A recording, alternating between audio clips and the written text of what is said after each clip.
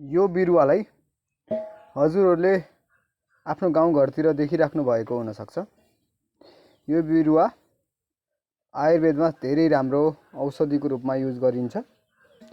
यो आज हामीले बुवाको दाँतमा दुखाइ भइरहेको छ, त्यसको लागि हामी औषधि युज गरिरहेका छौँ। हजुरहरू पनि युज गर्न सक्नुहुन्छ, हामी गरेर देखाउनेछौँ एकछिनमा।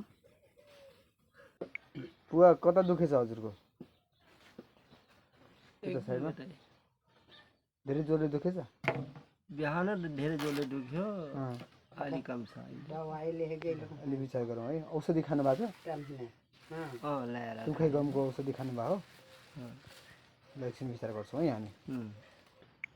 हामीले अब यसको चोपलाई चाहिँ रुईमा कपासमा लगायौँ, यसरी लगायौँ है। चोप कम छ,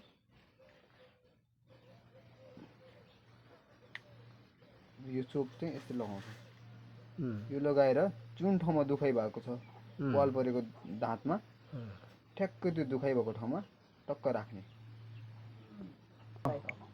उहाँ बुवाले राख्दै हुनुहुन्छ पाल परेको ठाउँमा।